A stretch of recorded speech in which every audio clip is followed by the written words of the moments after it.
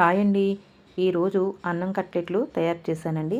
అవి ఎలా తయారు చేయాలో ఒకసారి చూద్దామండి. దీనికి మిగిలిన అన్నం కానీ లేదంటే ముద్ద అయిపోయిన అన్నం కానీ ఉపయోగపడుతుందండి. మిగిలిన అన్నాన్ని మిక్సీ జార్లోకి తీసుకొని దాన్ని వీలైతే కొంచెం వాటర్ వేసి మెత్తగా మిక్సీ చేసుకోవాలండి.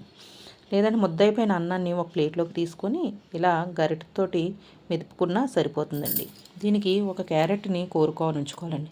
అలాగే చిన్న క్యాబేజీ ముక్క కూడా కట్ చేసి ఉంచుకోవాలి. కొంచెం కొత్తిమీర కూడా కట్ చేసి ఉంచుకోవాలి. ఒక 4-5 పచ్చిమిరపకాయలు ముక్కలు చేసి ఉంచాలి. చిన్న అల్లం ముక్క కూడా ముక్కలు చేసి ఉంచాలి. ఉల్లిపాయలు కూడా కట్ చేసి ఉంచాలండి.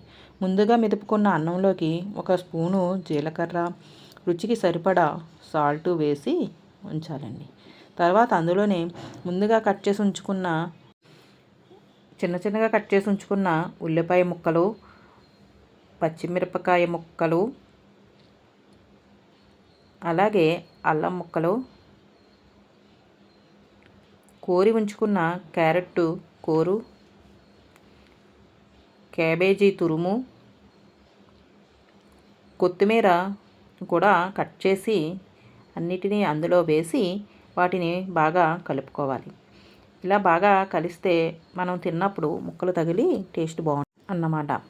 ఇలా దీని అంతటినీ బాగా కలుపుకొని వీటిని చిన్న ఉండలుగా చేసుకొని మనం గారెలు వేసుకుంటాం చూడండి, అలాగా చేతిలో పెట్టి ఒత్తుకోవాలన్నమాట.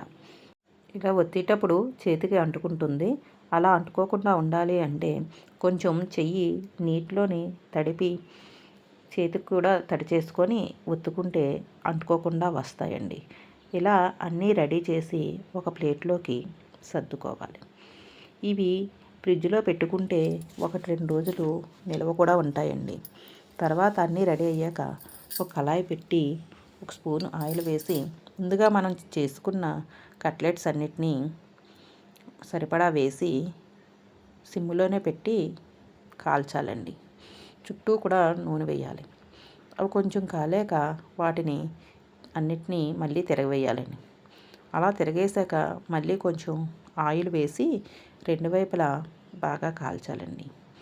ఇవి వేడివేడిగా స్నాక్గా పిల్లలకి చాలా బాగుంటుంది. మిగిలిన అన్నం తినమంటే పిల్లలు ఇష్టంగా తినరు కదండి. అలాంటప్పుడు ఇలా చేసుకుంటే పిల్లలు ఇష్టంగా తింటారన్నమాట.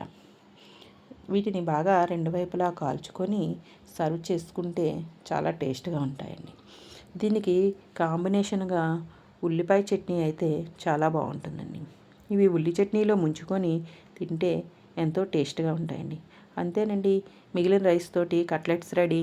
Thank you for watching. Subscribe my channel.